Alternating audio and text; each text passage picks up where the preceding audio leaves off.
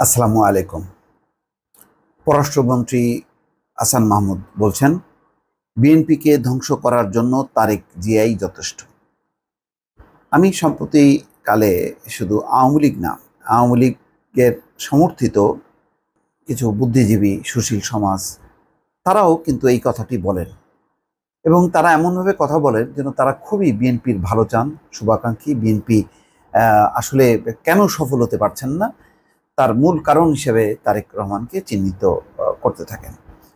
এবং এই ওবায়দুল কাদের তো বলেনি, হাসান মাহমুদ কিছুটা পররাষ্ট্রমন্ত্রী হবার পর একটু রাজনৈতিক বিষয় নিয়ে কম কথা বলেন, কিন্তু বেশ অনেকদিন পর তিনি এই মন্তব্যটা আনলেন।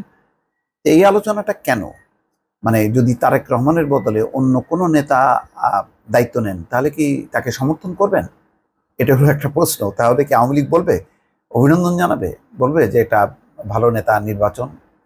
তো এবং সুশীল সমাজরাও কি খুব প্রশংসা করবে? তো মির্জা ফখরুল ইসলাম আলমগীরকে তো অনেকে পছন্দ করেন সুশীল সমাজের। তো মির্জা ফখরুল ইসলাম আলমগীর যে ৩.৫ মাস কি কারণে কারাগারে থাকলো, তার বিরুদ্ধে যে এই মামলা করলো, নাশকতার, যে বিচারপতি বাসভবনে হামলা সহ আরও কোথায় কোথায় হামলা করেছেন এরকম ৭২-৭৩ বছর বয়সে, তো সেই বিষয়ে তো খুব জোরালো আলোচনা শুনি না। সেই কারণে এটা কি শুধুই বিরোধিতার জন্য বিরোধিতা, যে যিনি বিএনপির হাল ধরবেন তাকেই কি টার্গেট করা হবে? এটা আমার একটা প্রশ্ন। তো পররাষ্ট্রমন্ত্রী কি বলছেন? বলছেন যে বিএনপি যেভাবে মানুষ পুড়িয়ে হত্যা করেছে, মানুষের উপর হামলা পরিচালনা করেছে, জীবন্ত মানুষকে পুড়িয়ে হত্যা করেছে, তারা তো দৈত্য। হরর মুভিতে দেখা এসব বিএনপির বেলায়ও প্রযোজ্য। হরর মুভির মতো বিএনপি একটি রাজনৈতিক দৈত্যের দল। বিএনপিকে ধ্বংস করার জন্য তারেক জিয়াই যথেষ্ট, আর কাউকে লাগবে না। যতদিন তারেক জিয়া তাদের নেতা থাকবে, বিএনপির ততদিন কোনো সম্ভাবনা নেই। ভাইরে, যেই রাজনৈতিক কাঠামো, যেই সিস্টেম করা হয়েছে, এখানে মানে কি বলবো, মানে বলা তো উচিত না যে আল্লাহ খোদা আসলেও পারবে না। তো এখানে আসলে এইরকম সিস্টেমের একটা মধ্যে আমি শুধু কল্পনার মধ্যে পরীক্ষা নেওয়ার জন্য যে ঠিক মানে বিএনপিকে বা অন্য কোনো একটা দলকে দায়িত্ব দেওয়া হোক, তারা নিরঙ্কুশভাবে প্রশাসন সাজাক, নির্বাচন কমিশন সাজাক, তারপরে বলুক যে আসেন নির্বাচনে, আসেন। আওয়ামী লীগকে যদি আমন্ত্রণ জানায়, আওয়ামী লীগ এই গর্তে পা দেবে? এটা একটা প্রশ্ন। যদি পাই দিত, তাহলে তারা ওই কেন ২২শে জানুয়ারি নির্বাচন, যেটা ২০০৬ বা ৭-এর ২২শে জানুয়ারি নির্বাচন, যে নির্বাচনটা হয়নি অন-11-এর কারণে, তো সেই নির্বাচনে কেন অংশ নেয়নি? ১৫ই ফেব্রুয়ারির নির্বাচন, বহুল আলোচিত বিতর্কিত, সেই নির্বাচনে কেন অংশ নেয়নি? কারণ একটাই, যে দলীয় সরকারের অধীনে নির্বাচনে মানে নিরপেক্ষ হবে না। এখানে বিরোধী দল যত শক্তিশালী হোক না কেন, তাদের জনমত যতই প্রবল হোক না কেন, তারা জয়যুক্ত হবে না। তো আজকে এখানে তারেক রহমান সমস্যা নাকি সিস্টেমটা সমস্যা? তারেক রহমানের বদলে কোন পীর আছে মানে বিএনপিতে, যিনি দায়িত্ব নিলে দল কি করবে?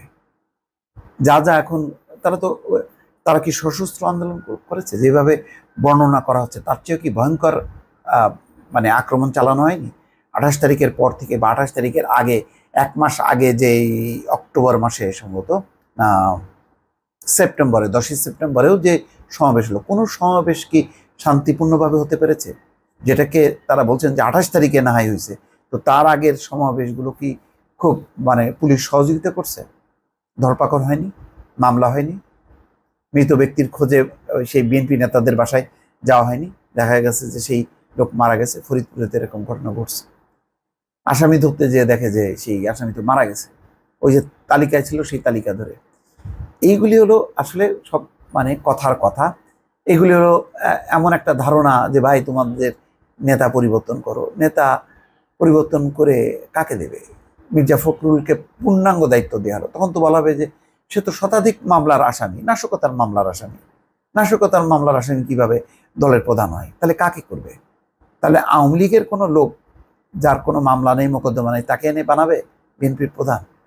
মানে সমালোচনা করছেন, কিন্তু আপনার পরামর্শটা কি? ধরেন আমি আওয়ামী লীগের বললাম যে ওবায়দুল কাদের ভালো না, তাহলে আমাকে তো বলতে হবে তাহলে জাহাঙ্গীর কবির নানক ভালো, বাহাউদ্দিন নাসিম ভালো, বা আব্দুর রাজ্জাক ভালো, নাম তো বলতে হবে যে তাদেরকে করা হোক। কিন্তু আমি বললাম না, শুধু বললাম যে এই ওবায়দুল কাদেরের জন্য আওয়ামী লীগের এইরকম ধ্বংস, এটা হইল? এতই যদি ভালো চান তাহলে খোলাসা করে বলেন, পরিকল্পনা দেন, কিভাবে করলে আপনারা মেনে নেবেন। সবচেয়ে বড় কথা হলো ওই পরিকল্পনা কি করতে পারবেন যে পরিকল্পনায় নির্বাচন একদম নিরপেক্ষ সুষ্ঠু হবে, কোনো প্রভাব বিস্তার করবে না? না, সেটা হবে না। তো এইগুলি আসলে অযথাই বিতর্ক। দর্শক ভালো থাকবেন, আল্লাহ হাফিজ।